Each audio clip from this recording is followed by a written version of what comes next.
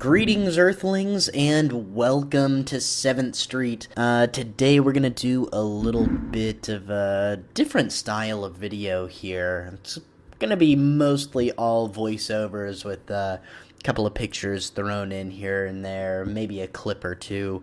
I guess we'll see. I thought that I would do my top Godzilla films from least favorite to most favorite.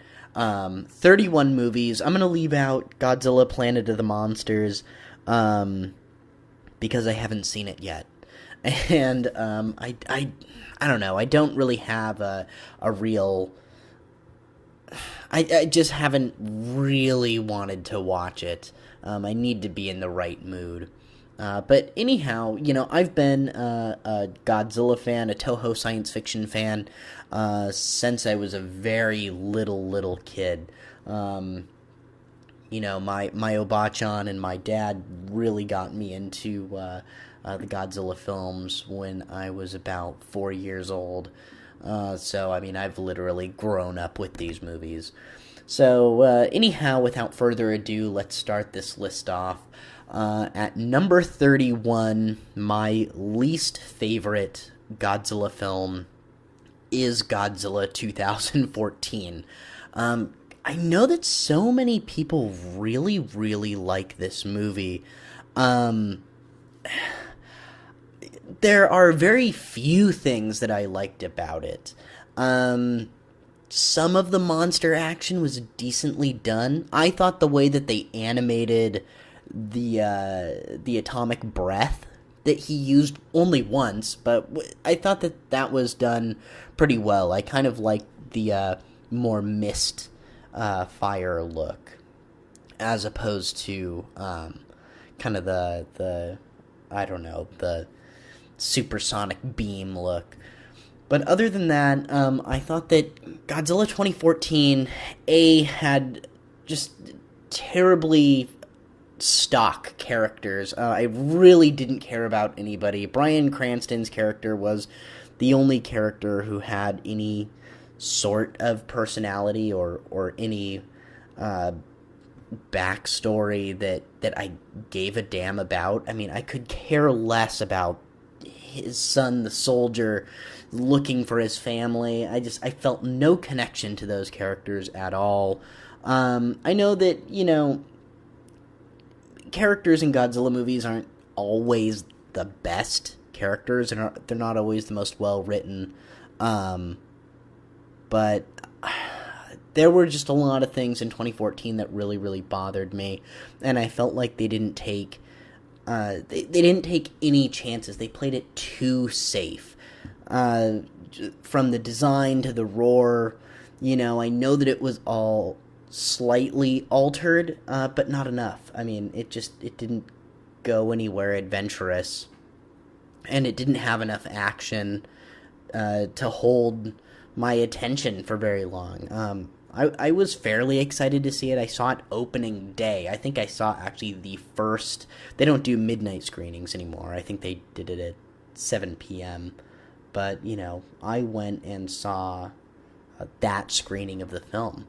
And just was unimpressed. It's sad to say, but I was very unimpressed by the movie. You know, I see all these G fans out there who rate this in their top 10, which is fine, but in my opinion, I think that the newer generation likes this one so much because it's technically a superior film, you know, in the way that it's not, you know, a guy in a suit. It's not miniatures. It's the most up-to-date CGI. I just think that that's a really naive way to go about choosing your favorite film, because by those standards, the newest Star Wars would be your favorite, right? You know, I mean, especially with, you know, Episode 1 and Attack of the Clones that came out. At the time, that was the best CGI that they had to offer, but by today's standards, it looks like a PS2 game. So I think that, I just don't think that 2014 will hold up very well in the coming years. And I think that it's got a lot of praise because it feels really high-tech now. And that just kind of goes to show that, I mean, I don't really want to, I don't want to be too mean or too harsh on anyone, but in my opinion, that's just kind of a sign of, someone who's a little immature and, just doesn't really understand what makes a good film. Good graphics don't necessarily make a good film. They don't make a good film at all. So yeah, Godzilla 2014 in last place. Number 30 on my list is Godzilla 1998 with Matthew Broderick. Yes, I put this above 2014 for the simple fact that at least they took some creative liberties. They took some risks. I mean, they drastically changed the style of the monster. They drastically changed the tone. They brought in Matthew Broderick. So, I mean, at least they did their own thing. At least they had the balls to, say this is an American version, this is a Hollywood version, and we're going to do whatever the fuck we want. So, I will at least give them that. And at least the movie's not trying to be anything better than it is, which I think that I think that a lot of Godzilla films do that, sure, but, they try to be better than what they are. But 1998, at least you can say that it was pretty tongue-in-cheek. It's pretty clearly tongue-in-cheek, and it's interesting, and I don't hate Matthew Broderick. I've never hated Matthew Broderick, so, it's one of those movies that, is kind of like a bigger budget version of some of those Sci-Fi Channel movies, which I enjoy. I think that, if you... The biggest problem with the movie is that it's called Godzilla, I mean, it could have been called Reptilicus, and people would have actually enjoyed this movie, I think. So, yeah, moving on. 1998, number 30. Number 29 is Godzilla vs. Megaguirus. I was really excited to watch this movie when it first came out. I think I was in middle school when the Millennium series started dropping. And Megaguirus was the one that I saw all this advertisement for, and I was so excited to see it. I thought that Megaguirus was a really interesting looking kaiju, kind of has this Batra look to him. And I was just extremely disappointed by it. It's definitely, I feel like I dislike it because of how let down I was. But every time I go back and rewatch it, and that's one that I rewatched really recently. I just had kind of my own little Godzilla-thon while I was sick. And Megaguirus the potential is there. It's a cool monster. The whole shooting Godzilla with a black hole thing is interesting, but they missed their opportunity, I think, and I really dislike this Millennium suit design. It's probably my least favorite of all the suits, maybe even more than the 2014 suit, or the 2014 design. And I really don't like how they digitally insert the new Godzilla into old Gojira 1954 footage. It just doesn't work, and I just find myself being pretty frustrated by this one just because of the overall missed opportunity in my opinion. So Godzilla vs. Megaguirus comes in as my least favorite of the Toho movies. And I'm sure going forward, you guys are going to be very, very disappointed with my list. But that's the nice thing about having an opinion, is it's just an opinion. Doesn't make me right at all. It's just how I feel. And I'm a very nostalgic person. Anyhow, moving forward, at number 28, I have Godzilla 2000, which maybe deserves to be a little bit higher, but I saw this one in theaters when I was a kid, when it came out not too long after 1998.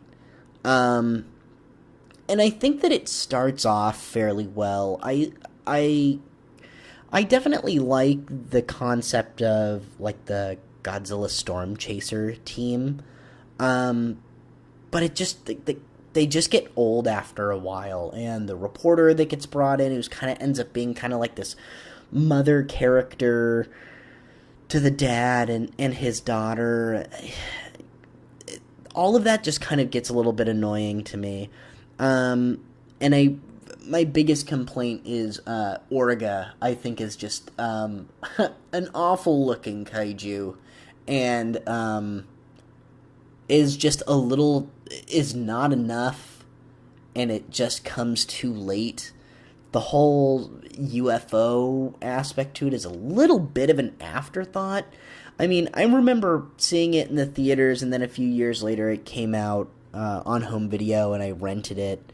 And I had obviously seen it before. I was pretty young, but I almost forgot about the whole UFO aspect to the movie. It almost just seems like an afterthought, and as a kid I just kind of forgot about it, and it's just it didn't hold any nostalgia for me. And I saw it in the theaters. It's one of the few that I've seen in the theater, and I don't know. It's a little disappointing. As you can tell, I've got a little bit of a problem with the Millennium series.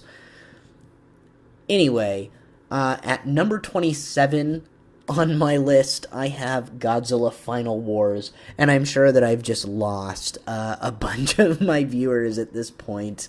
Another one that I was so hyped for, man. I was really, really stoked to see Godzilla Final Wars. Just all these monsters that had only been in a few movies or one movie were finally returning, and God, it just looked like it was gonna be Destroy All Monsters on steroids, and a couple of monsters I really wanted to see in it were missing, like Baragon and Varan, but I was really, really excited to watch this movie, and I was really bummed by the end of it. Some of the suits didn't look great. The Rodan suit really bothered me. And some of the monsters got, like, no screen time. Hydra got no screen time. Manda got no screen time. And it was just disappointing to me, and that's why it ends up so far down on my list, because every time I watch it, just like Megaguirus, I think that it is such a missed opportunity, and it's just, the Matrix style action scenes just bother me. I really I don't know if this is going to be any better. I think once again I'll lose a lot of people's attention by saying this, but I really wanted Final Wars to be Destroy All Monsters 2. I really wanted it to be the same thing, with this kind of big battle royale. I just really didn't like that Godzilla was like, kind of Clint Eastwooding the different characters, just like one-shot kill, and then they're out of the movie. Really bugged me.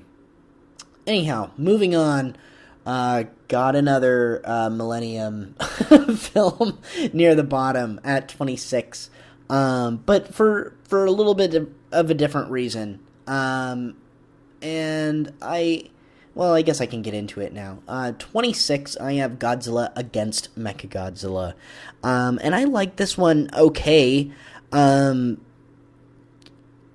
It's the prequel Tokyo SOS, which is actually a really good one. It's one of the better ones in the Millennium series, and it really could have just been it really could have just been one movie, in my opinion.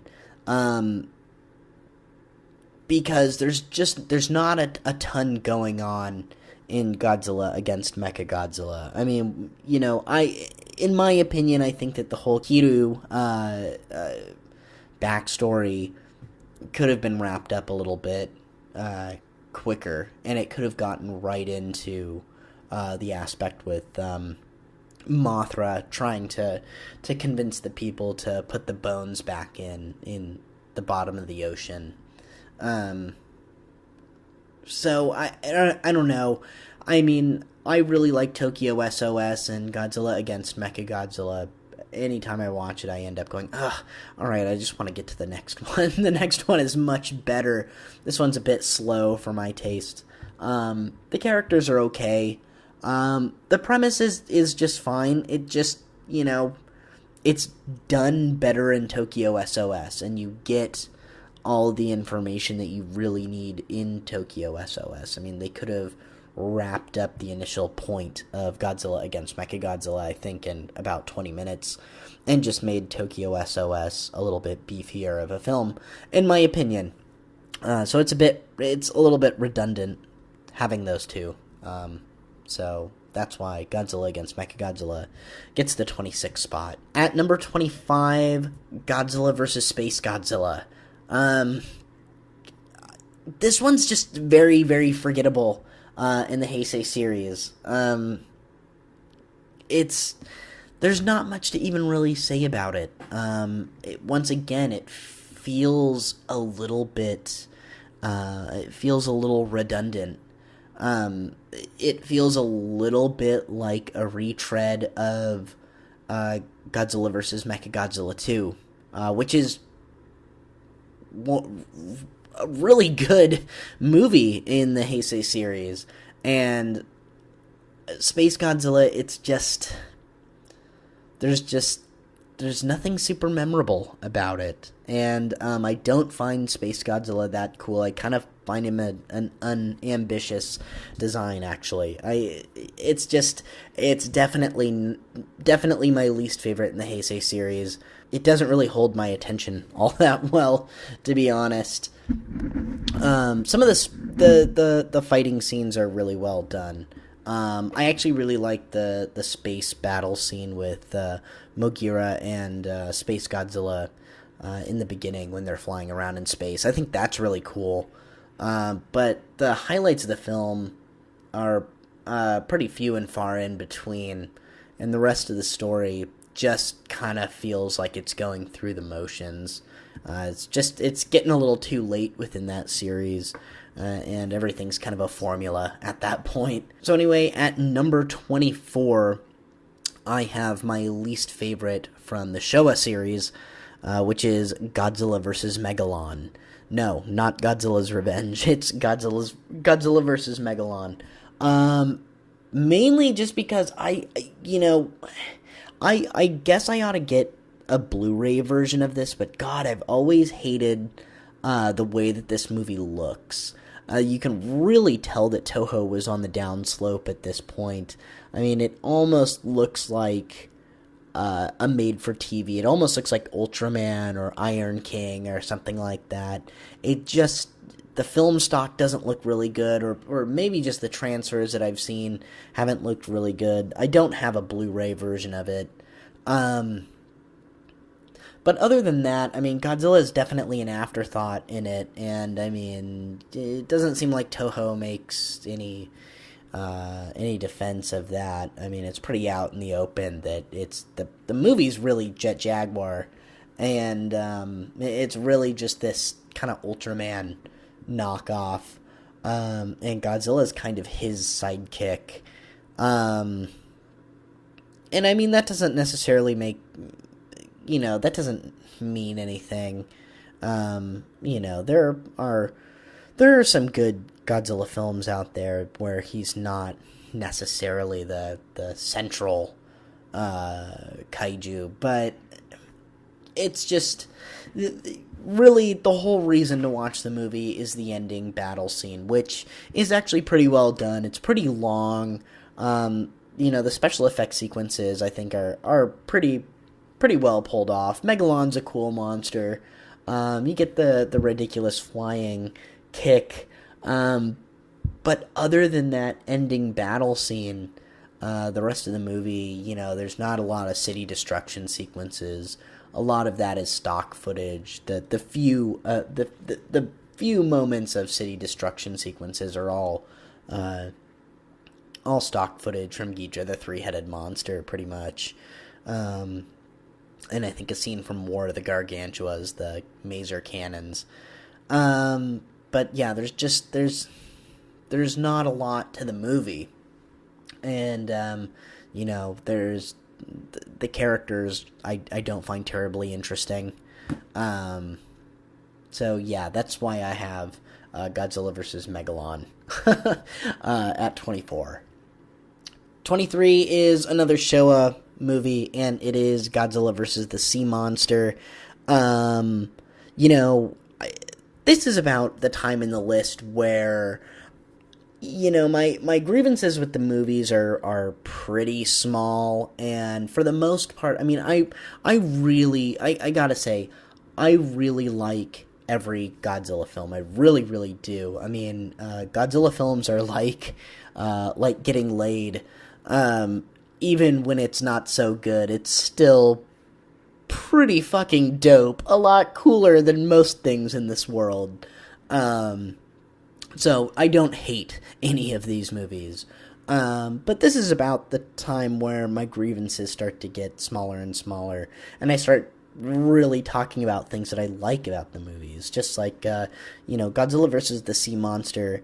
I really think that Ibira is a cool-looking kaiju. I think he's one of the better-looking suits from the Showa period, especially for being a water monster. It looks really good to me. It actually looks like a giant stone crab or a lobster or whatever the hell he's supposed to be. I mean, it looks good. The coloring on it looks really good. It's operated pretty well.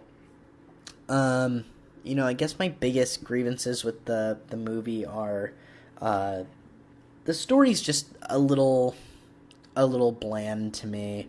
The unnamed terrorist group on the island, and I'm not a huge fan of the island settings or any of the later Showa films where you would just get less and less city destruction sequences and less stuff with scientists and the government heads. I mean, I actually really enjoy those storylines within Toho science fiction.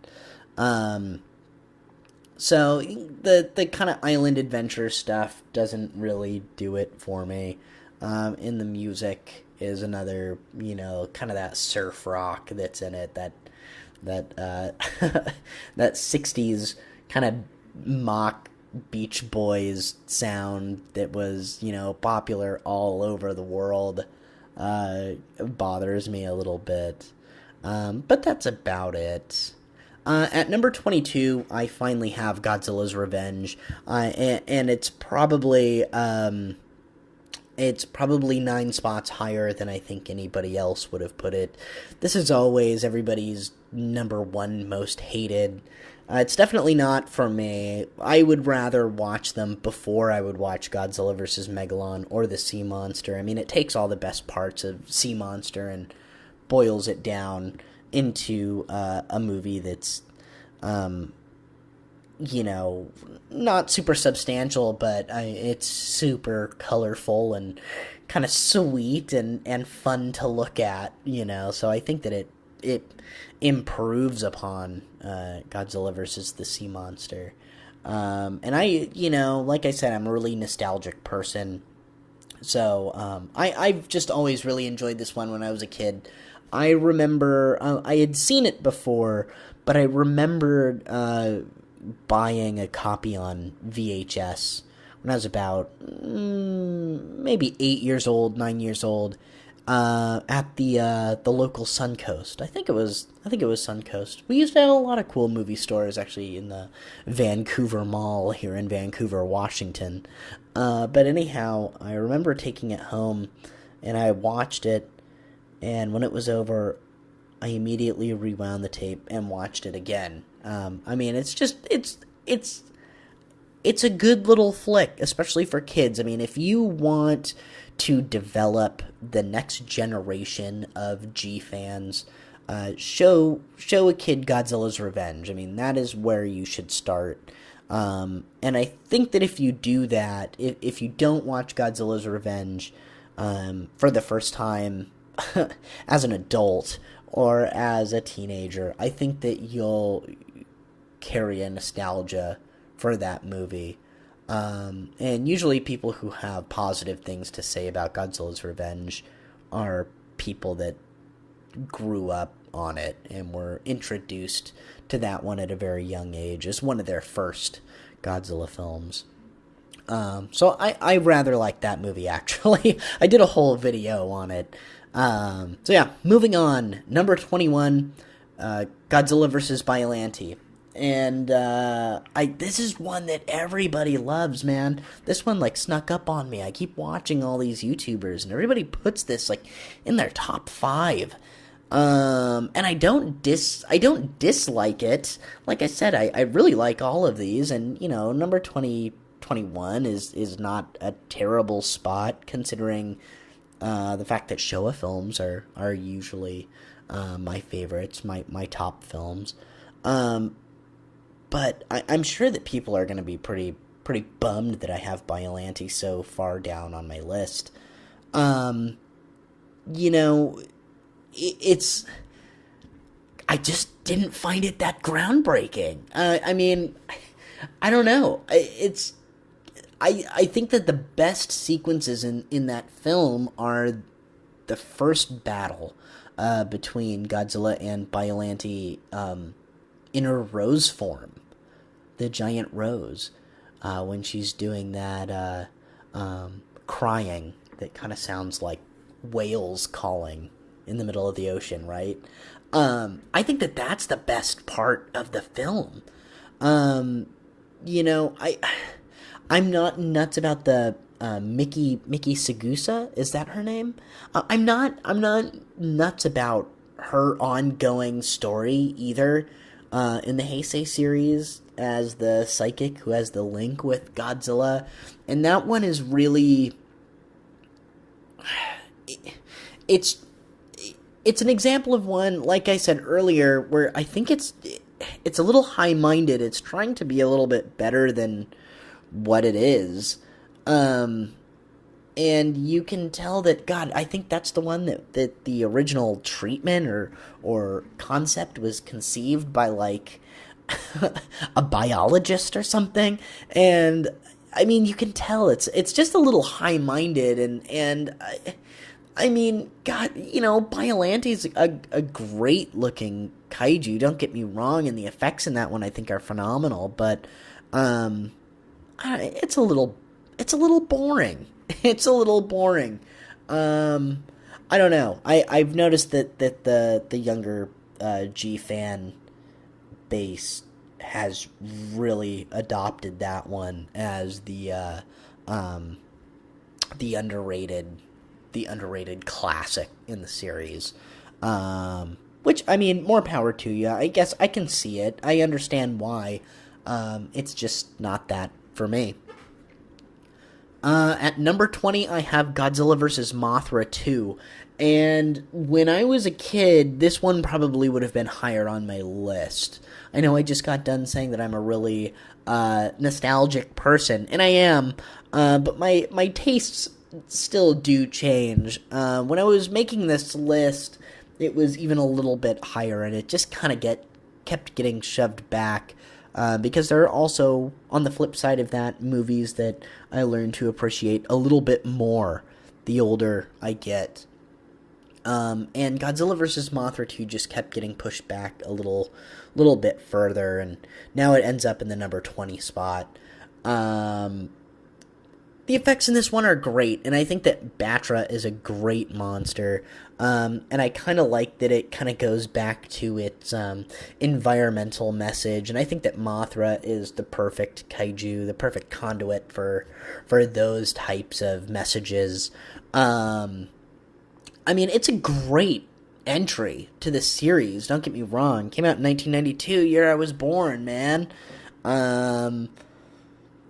I mean, you know, if I had to find a problem with it, first and foremost, I'm not I'm not a huge fan of the kind of Indiana Jones style that it takes. Where, I mean, really, it's like being a little bit of an updated version of the original Godzilla vs. Mothra, but adding kind of this action adventure stuff in the beginning that then just completely disappears later into this, I don't know, kind of family drama about, you know, a couple or a divorced couple and how they raise their kids. And I'm not nuts on the story. But, you know, there are a lot of Godzilla movies that are that way. But like I said, if I had to find a grievance with it, it would be that. Also, God, the Heisei series has the worst dubbing of all of them. You know, a lot of people make fun of the Showa dubbing, but that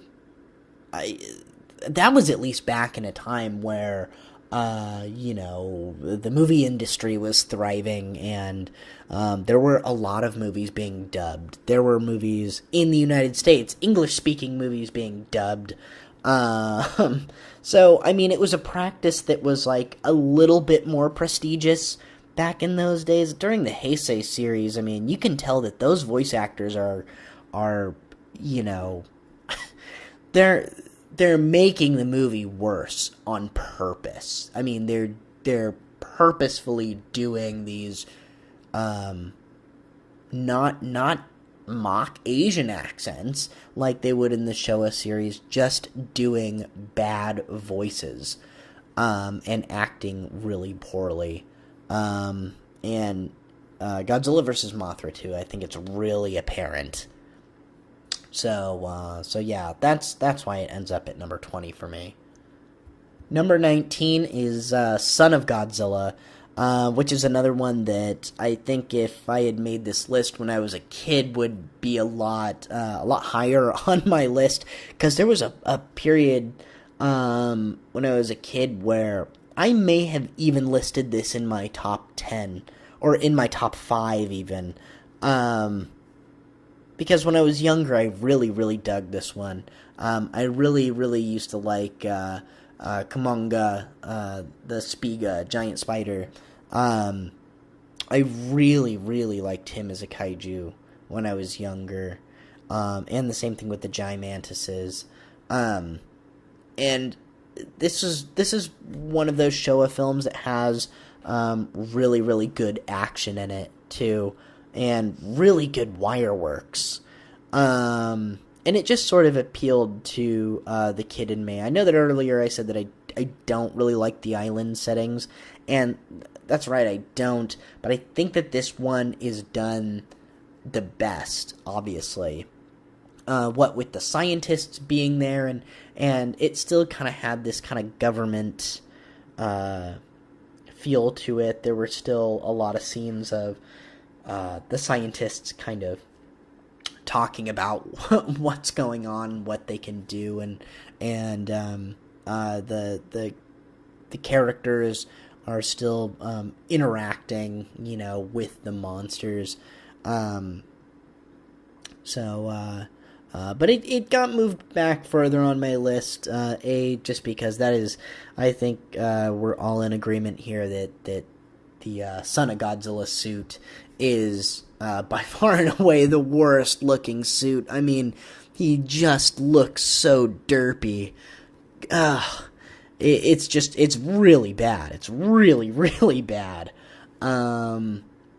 But yeah, like I said, over time, my tastes have changed, and other films have have moved in front of Son of Godzilla. So it ends up at number 19. Alright, at number 18 is Godzilla Raids Again, which is another one that so many people like to hate on. And this one I really don't understand. I honestly don't understand why everyone dislikes this one so much.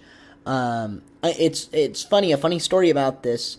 I got a VHS copy of this when I was pretty young, when I was like maybe 7 or 8 years old, maybe even a little bit younger. My mom got me a copy of this on VHS, and I put it in our old crappy VCR, and it like kind of got lodged in there and wasn't playing, so I stuck my finger in there to try and fish it out, and the VCR ended up zapping me, and my finger swelled up and started bleeding, and I was, like, afraid of that videotape for a few years. So I had the freaking movie, and I didn't watch it for a couple of years. And then I finally watched it. I revisited that one, I believe, about when I was 11.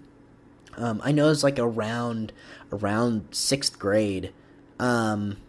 And really liked it, like really enjoyed it. And this was the VHS copy, Gigantis the Fire Monster. I mean, with, you know, the shitty dubbing and the added stock footage and narration by Key Luke. I still really enjoyed this one. I've always really enjoyed black and white films, and I've always really admired especially 50s monster movies. I mean, I grew up on 50s monster movies, man.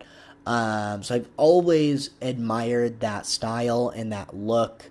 I thought that the suits looked great. I thought the close-up puppets looked great.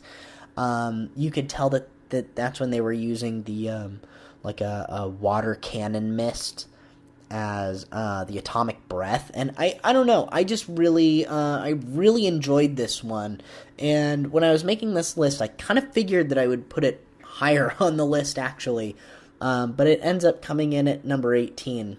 Like I said, at this point there are very few things that I can think of to complain about when it comes to these movies, because at this point in the list, I mean, I just end up talking about the things that I like about them. And this is one where I really actually prefer the American dub, even though I have the option to watch the Japanese version. I still watch the Gigantis the Fire Monster dub. Just has like these great lines. I mean, not just the banana oil, but little things where he's just like the scientist, right, with the book, and he's just like, murderers, terrible blundering murderers. Like, what who came up with this dialogue? They just, you know, he's like reading from the book, and he's like, oh, you know, H-bomb tests could revive the monsters and wipe out the human race. It's like, what? Who wrote this dinosaur book? It's like some L. Ron Hubbard shit. It's just, it's great. I almost never watched the Japanese Godzilla Raids Again cut. There's no need to. Alright, at number 17, I have Shin Godzilla. I saw this in the theater. I saw it, I saw it on its, American, theatrical run here in Portland, Oregon. And I have it on Blu-ray now, and I watch it, and I'm sure you can hear the hesitation in my voice. And I put it here because this felt about the halfway mark on the list, and I felt that would be an appropriate place to put it. Because for me, the jury is still out. I still don't know exactly how I feel about it, which meant that I couldn't, in all good conscience, put it further down on the list. and I couldn't put it much higher on the list. Because of the fact that the jury is still out for me, is probably not a good sign. It means that it's probably not one of my top 15 favorite.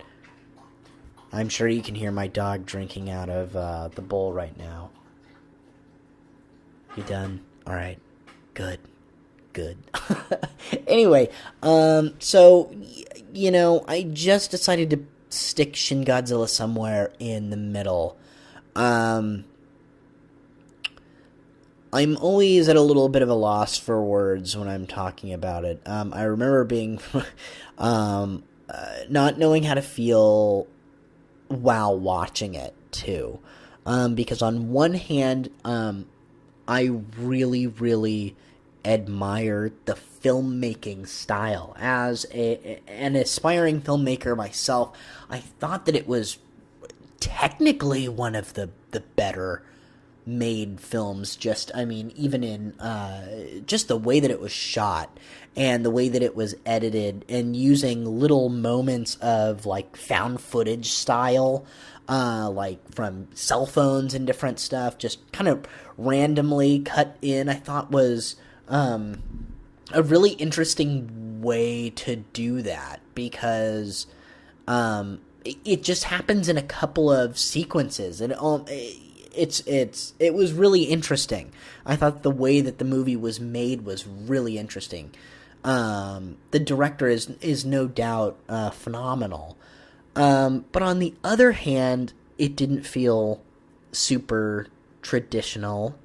And I know that it's kind of lame for me to want a traditional Godzilla film, but I think at heart, I think we all kind of do, in a certain sense, especially when it comes to Toho.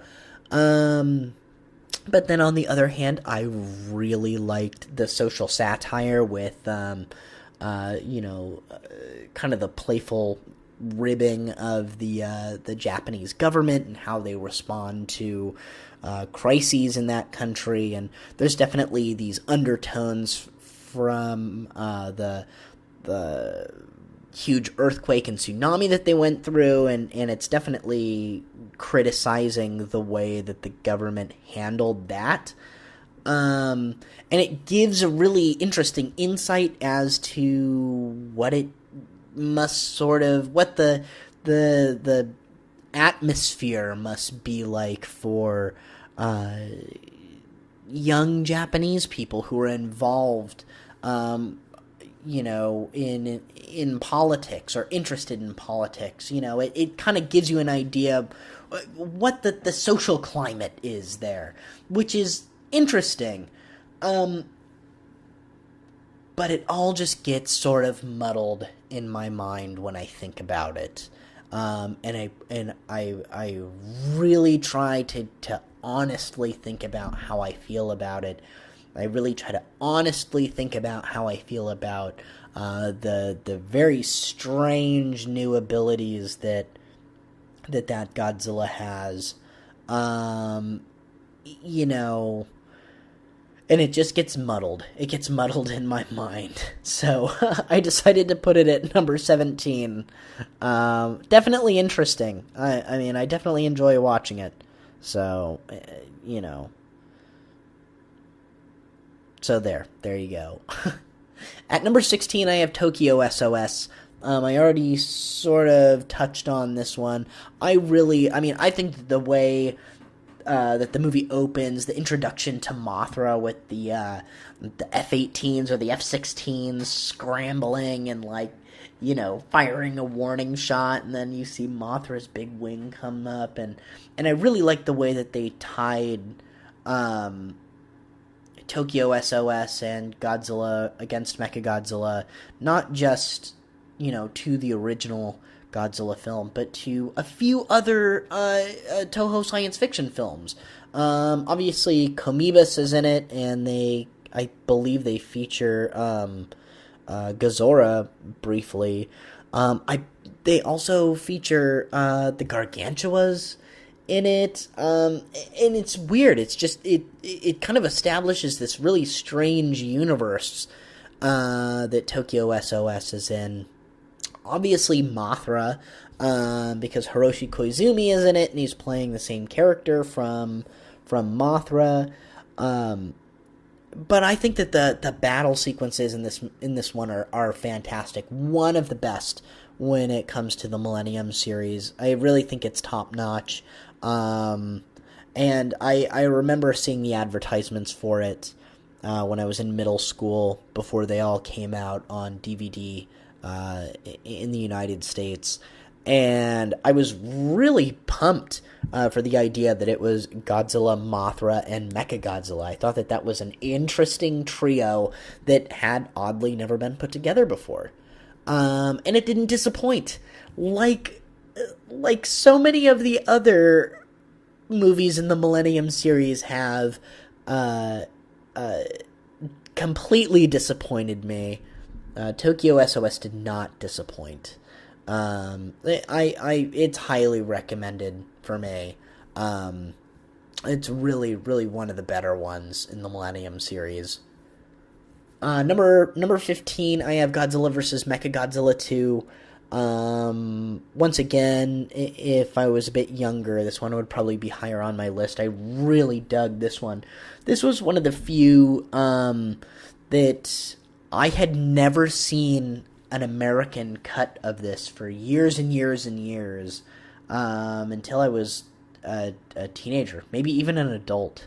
May have been after I was 18 that I finally saw the American dubbing for this one, because this was one of the few that my Oba-chan would go to Japan, or she would have presents and stuff sent by her siblings to us over here, and I always, of course, wanted Godzilla movies, and Godzilla vs. Mechagodzilla 2 was one of the few that I have an original, I'll have to do a video showing it, an original Godzilla vs. Mechagodzilla 2 VHS tape from Japan. I didn't speak, I'm not gonna lie, I know maybe a total of, I can string a couple of sentences, let's put it that way. So I don't know Japanese, but I watched that movie over and over and over again, not knowing what they were saying, That's the beautiful thing about film. You don't necessarily need to know what they're saying. You don't necessarily need subtitles. And I think it's, just to kind of go on a mini rant, I think that, for anyone out there who's interested in the art of filmmaking, I think that that's actually a really beneficial thing, to watch a foreign film without the subtitles, and it sort of forces you to really notice just how visual storytelling works. You're not thinking of the dialogue, you're not thinking of, these great monologues and performances, and you're looking at it just purely in a visual sense. And I think that that can be really, really beneficial for filmmakers. But, what the fuck do I know? Number 14, just going with the trend. Number 14 is Godzilla vs. Mechagodzilla, the original one from the Showa series. This one is phenomenal as well. It's one that I've actually grown to appreciate a little bit more as an adult than I did as a kid. As a kid, I not only had the American dubbed VHS of this, but I also had a Japanese taped off of Japanese television recording on a VHS tape that one of my great uncles or great aunts, I forget who it was that sent it to me, but sent to me all the way from Sasebo, Japan. So I actually had the privilege of seeing the Japanese cut of it at a fairly young age. And I wasn't nuts about it. Actually, I've always been a real big fan of horror films and zombie films and gore films, but for some reason, whenever there's bloodshed in Godzilla films, it kind of turned me off a little bit. Even as a kid, I knew I could tell when the Showa series shifted from the early and mid 60s into the late 60s and into the 70s. And I just wasn't a big fan of the 70s Godzilla films as a kid. I've definitely grown to enjoy them a lot more now, like I said. I'm a much bigger fan of grindhouse-style films now, and I kind of consider Godzilla vs. Mechagodzilla to be sort of a grindhouse film in a way. And I really didn't like King Caesar as a kid, and now I fucking love King Caesar. I think if I had one dream Toho movie, if Toho came to me and said, hey, you can make whatever movie you want, I would say, I'm gonna make a King Caesar origin story. I seriously, I have this whole concept that I've mapped out for it, and I'm not going to say it because I don't want anyone to steal my idea, but it would sort of be a period piece, in a way. Not feudal Japan. Different important era in Japan's history. But I've really grown to like the sun god of Okinawa. Yeah, so number 14 is where it ends up on my lists.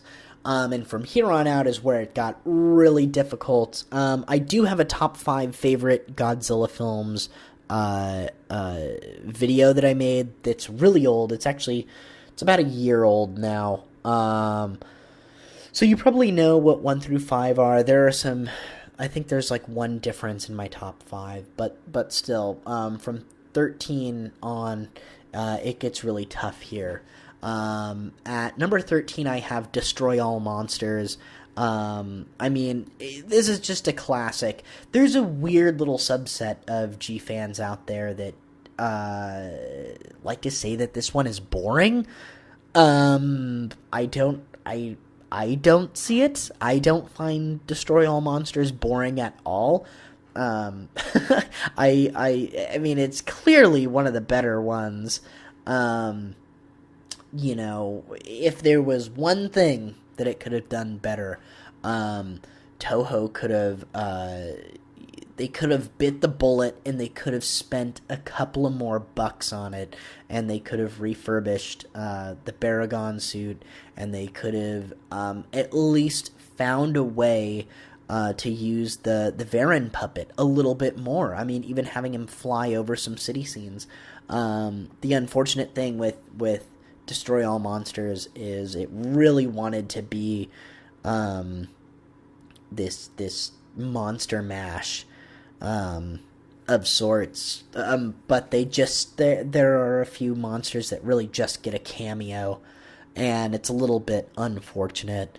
I would have also liked to see some of the other monsters be a little bit more involved in the fight at the end. Like Kamanga, I think, could have been a little bit more involved. Manda could have been more involved. You didn't really get much action from any of them. But overall, I mean, clearly one of the best in the series. It probably shouldn't even be 13, my 13th favorite. It should probably be higher on the list. But like I said, from here on out, it gets really, really tough. Number 12, I have Godzilla vs. King Ghidorah. This one's fantastic, but another one when I was a kid, I just absolutely loved this one, and I don't know why I put off renting this one for so long. I put off renting this film, and then I think finally when I was about 8, I rented it and fell in love with it and just begged my dad to go to Suncoast and just to buy me a VHS copy. I mean, the scene where he blows off the middle head, I mean, just as a little kid, it just, blew my mind. I was like, where has this movie been my whole life? And the World War II scenes, with the Godzillasaurus are beautifully done. And a side note, I really like how they use the Gamera cry for the Godzillasaurus when he's getting his face blown off. The American actors in that scene are hilarious too. The dubbing is just, oh, it's just so phenomenal, isn't it? That they're attacking our boys is just fantastic, isn't it? Yeah, Godzilla versus King Ghidorah. I mean, there's, you know, the story is just done so well, where it's like, you know, this alien ship has come back, and they're like, hey, you know, Godzilla's going to destroy your country, so we're gonna save it for you. So they go back, and they get rid of Godzilla, and now King Ghidorah's here, so then the government says, well, shit, now we need Godzilla back. So they go, and they try to create a new Godzilla, and the new Godzilla comes and kills King Ghidorah, and then they go, oh, shit. Now Godzilla's really mad. So the aliens have to, like, go forward in time to go get King Ghidorah and turn him into MECHAGODZILLA so that they can... I mean, it's just, like... I really like the way that it's written, where it just, like, keeps getting worse. Like, they just can't win. And it ends up really giving you a lot of bang for your buck when it comes to action.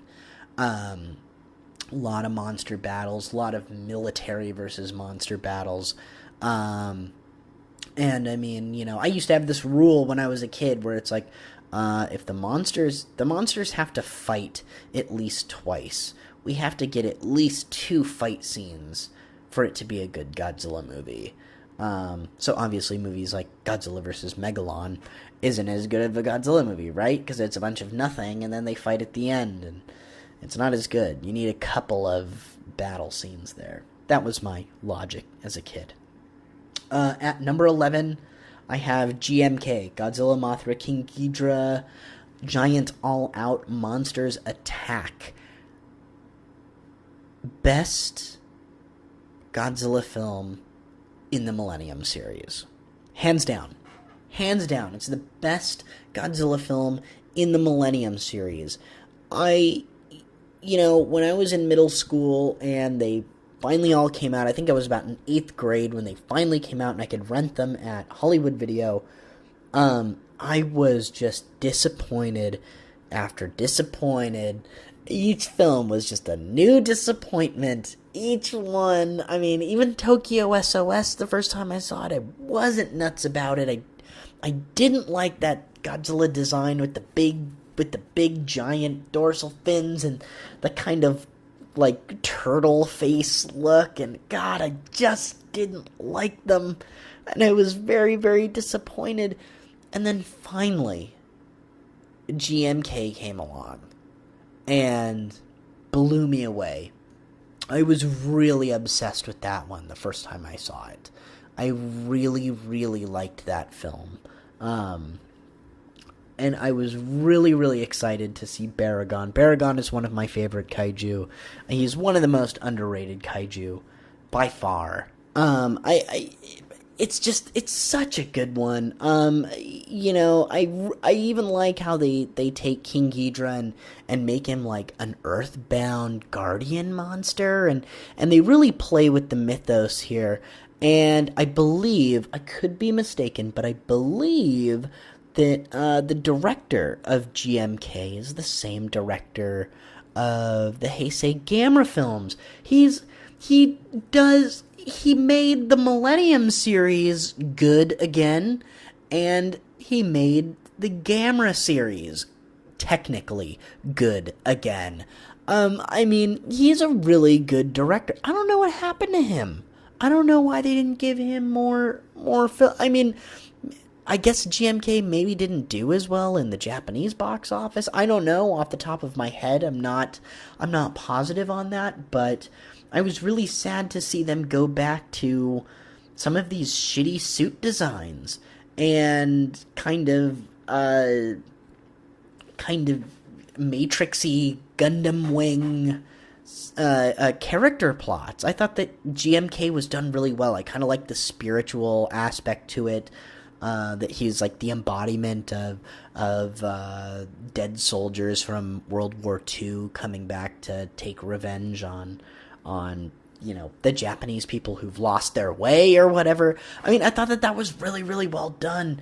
And the suit was really cool. And they just fucked it up. They really just fucked it up. Number 10, Godzilla vs. Destroya.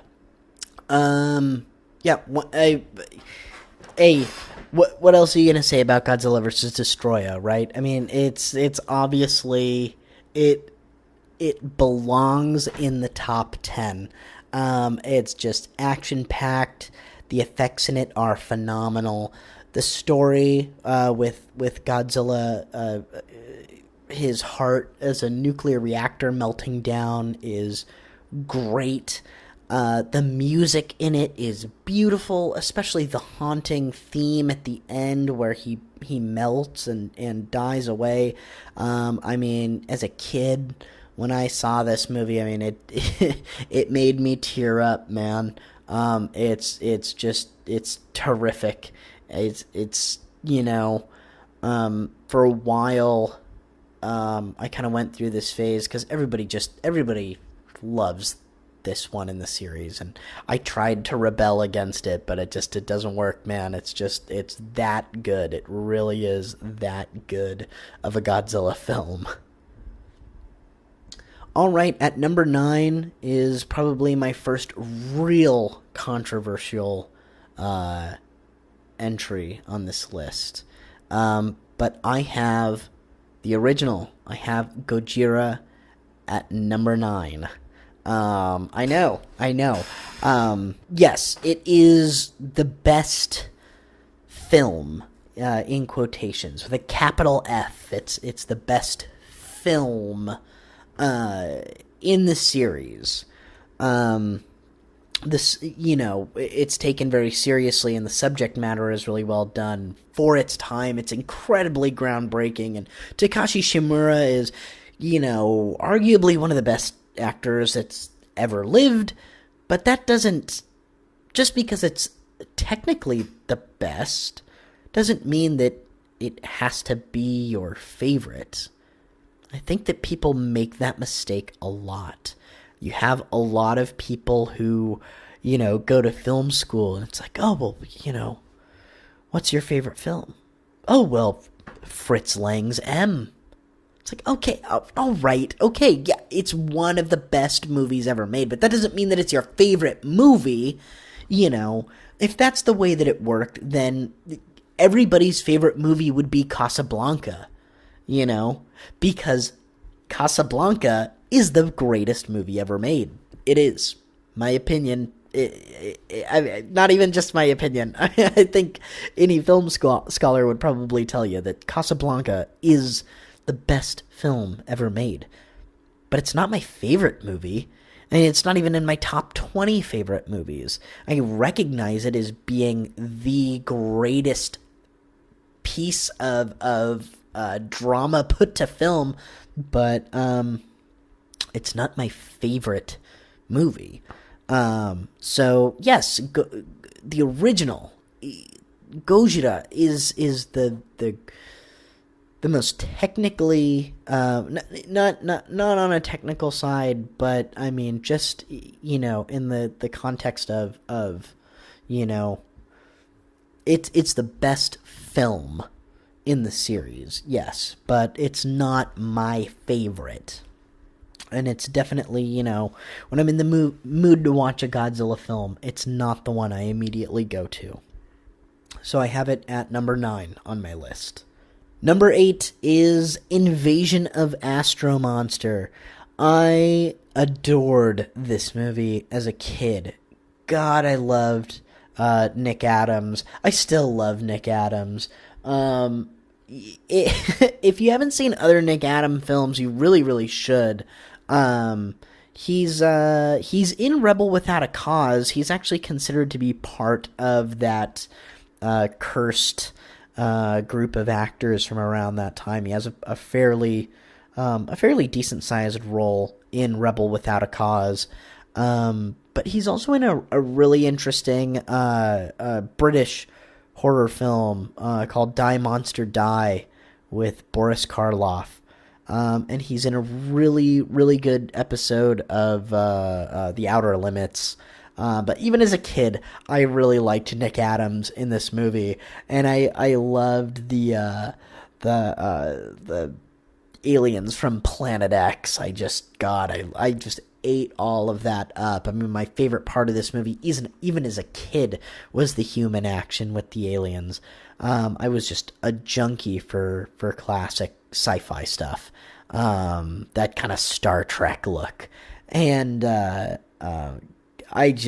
really, really enjoy this movie. I miss, and I had to track down those old VHS copies. I collect Godzilla VHS tapes, but I think the Semistar, is that the company that at the end of the tape they have the trailers, their own custom trailers, and they have that guy. God, I love the trailer for Godzilla vs. Monster Zero, where he's like, "Travel now to Planet X." Travel now to Planet X. I loved those. Man, it got me so pumped when I saw that trailer. I was like, yeah, I gotta watch Godzilla vs. Monster Zero. So, yeah. That is why Invasion of Astro Monster hits the number 8 spot on this list. Number 7 is the first change that you'll see from my top 5 Godzilla films video that I did. At 7, I have Godzilla vs. Gigan. I believe that I had it at number 4 when I made that list, when I made that video. But if you remember correctly, or if you go back and you watch my top 5 favorite Godzilla films video, it says, on any given day of the week, Godzilla vs. Gigan could very easily be moved out of my top 5. If I think about it too long, it ends up getting moved out. It's kind of like a gut reaction. So for the video, I went with the gut reaction, but for this one, I was really thinking about it and really trying to strategically place all of these titles, and Godzilla vs. Gigan felt a bit better at the number 7 spot. I just got the Blu-ray of this as well, and it looks beautiful. It's another really nostalgic one for me. I went back and forth as a kid with liking it and disliking it, because it's one of those 70s ones, and I used to really think of this as like, this movie is like the one that people see and then decide to make fun of Godzilla, because that's really goofy and kind of crude. And the dubbing is hilarious. I fucking love the English dub to this. It just cracks me up. Especially the God, I can't remember the character's name, but the guy with the corn, the hippie knockoff, the Japanese hippie. He has some of the best English dialogue. This is just a really cherished, really, really cherished one for me. I can't think of anything else to say about it. The giant cockroaches from the Space Hunter Nebula M, it's fucking Shakespeare. At number 6, I have Terror of Mechagodzilla. I know I said earlier I wasn't a big fan of the 70s Godzilla films. This one has always been the exception. As a little kid, I fucking loved this movie. For mainly one reason. Titanosaurus, I think, is the most underrated kaiju from any of the Godzilla films. Titanosaurus does not get the love he deserves. Everyone says that his roar is really annoying. I don't agree. I think that Titanosaurus is he's the shit, man. And if you go to Sidebar, for anybody listening to this who lives in Portland, Oregon, if you go to Blazer Games here in Portland, Oregon, they play that beat from Queen's "We Will Rock You," the do-do-ch. But they do this thing with Godzilla, where they use the hand clap from King Kong versus Godzilla, where Godzilla's clapping his his claws together, and they, think I'm assuming that everybody thinks that it's Godzilla's feet stomping, but it's actually Titanosaurus's feet stomping on the ground from Terror of Mechagodzilla. I know that that's super random, but I just now thought of that. So if you go to Blazer games, I'm a huge NBA fan, and I go to multiple Blazer games a year, and they do that every game, and it always makes me laugh. The little Godzilla video to get everybody pumped. It definitely works for me, especially since they're using clips. Every time I'm there, I'm always like, that's Titanosaurus, that's not Godzilla. But this one is a really, really fantastic entry to the series. A beautiful way to end the Showa series. It's funny, I think like everybody, I grew up for the longest time with the what we now know is the Terror of Godzilla cut from not Henry G. Saperstein, but Bob Kahn, who got a hold of the film and cut it for television, which meant that he had to cut anything that could be seen as offensive. So that's why, I kind of, even as a kid, figured that ending was just chopped to bits, because it didn't make sense.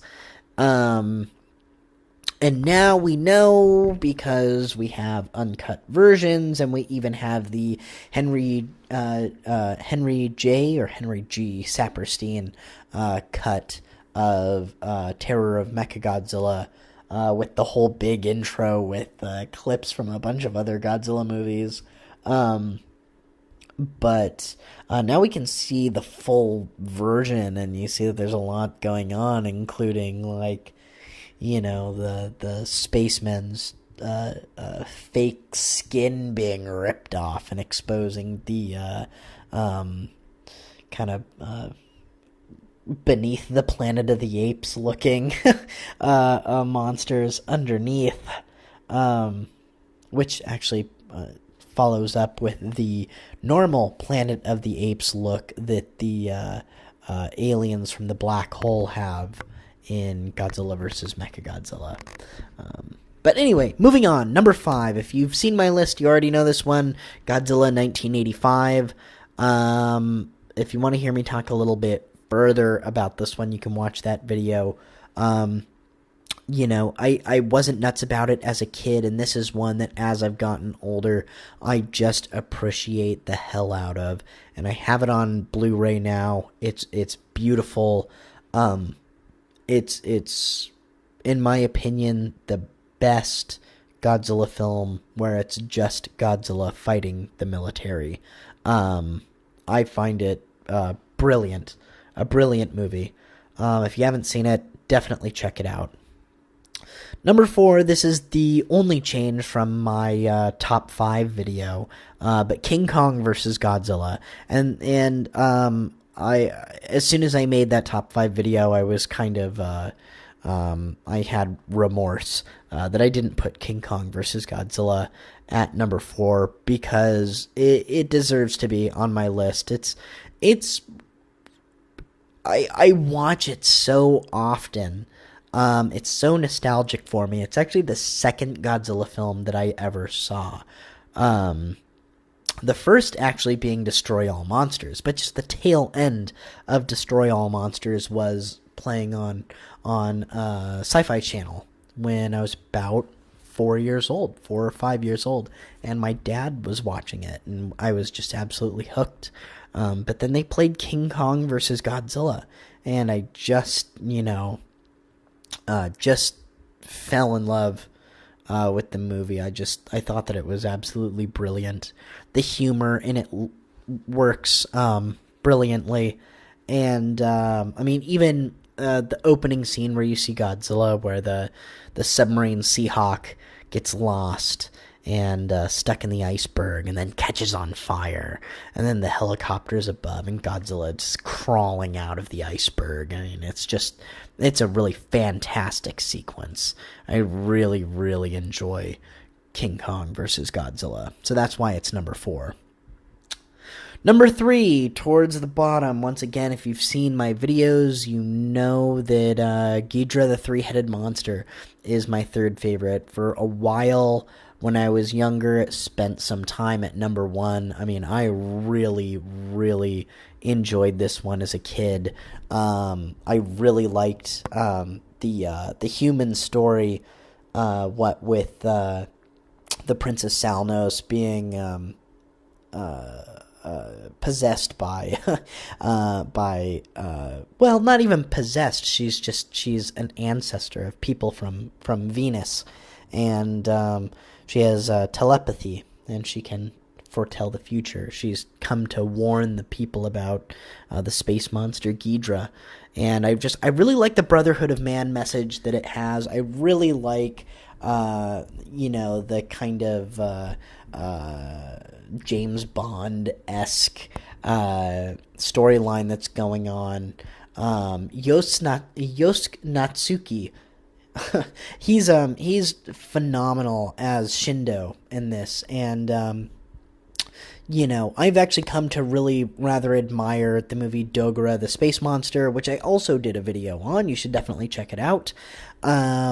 Mainly because of my love for this movie. They were made, I think, back to back. I know they were made the same year, but I literally think that they were making both films at the same time.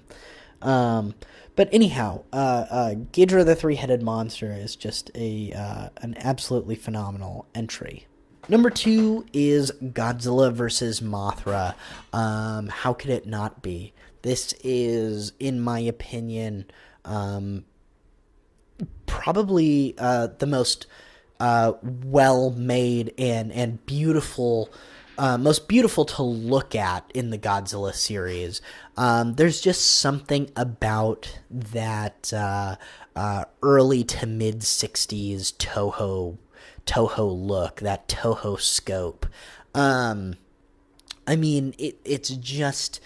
I don't know what type of film even necessarily they were shooting with, but God, it looks beautiful, doesn't it?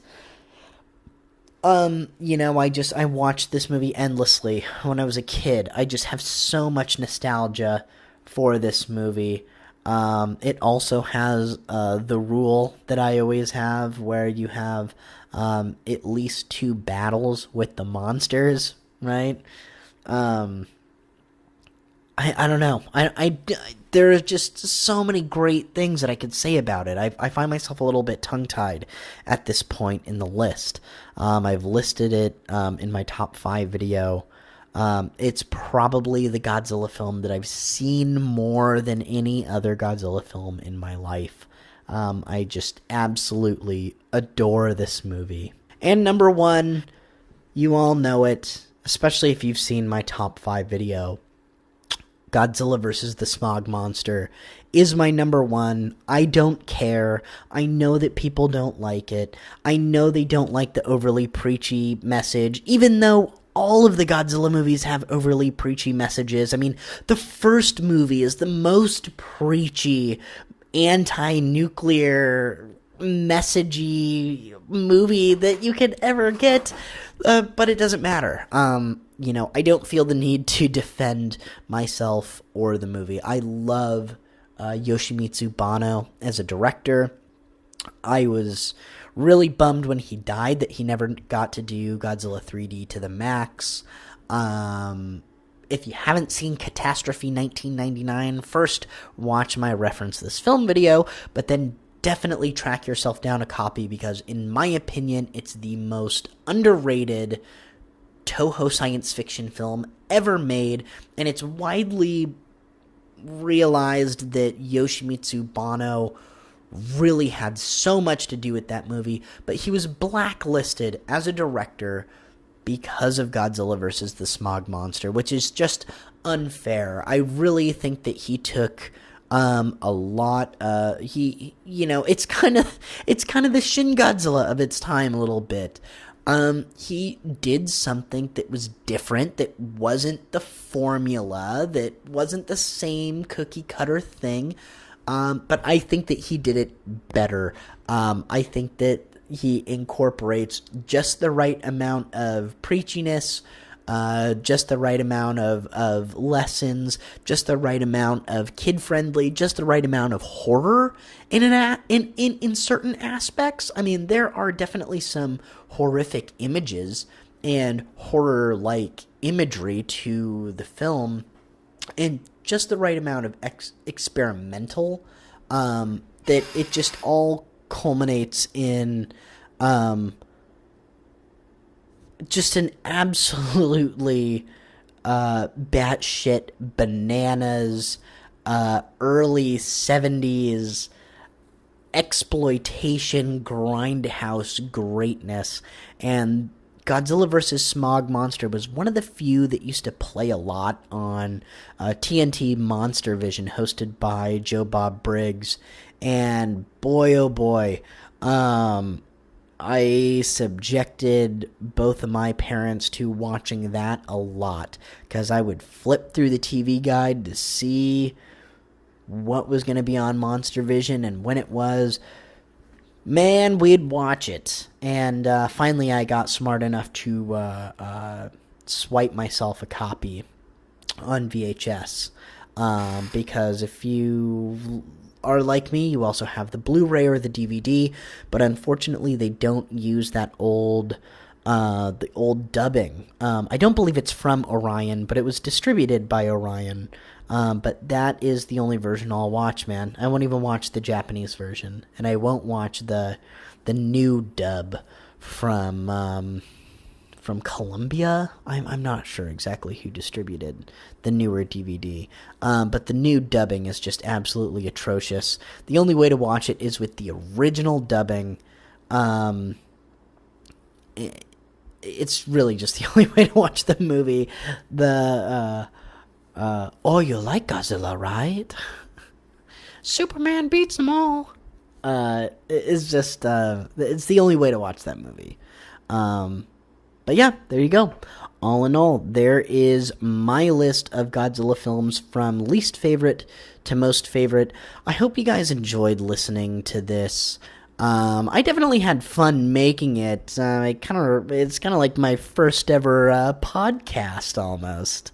So, if you guys want to see me do more videos kind of in this style, in this vein, where you don't have to look at my ugly ass face or listening to me try to make some jokes, if you kind of like this style where I just sort of off the cuff talk about some films, let me know in the comments, and I will definitely do more of these. I definitely want to hear from you guys. They say that it's a proven fact that generosity will make you a happier person. So with that being said, make sure that you subscribe, make sure that you like this video, make sure you find us on Facebook and Instagram, shoot me a message, get a hold of me, shoot me an email, go to our website, because I have a lot of fun doing this. And it would be cool to hear from you guys, to hear what your favorite Godzilla films are, or even just to hear you tell me why I'm wrong. I like talking to you guys. I definitely enjoy my little base of people that I have so far. So thank you guys so much for listening to this. Stay scared, guys.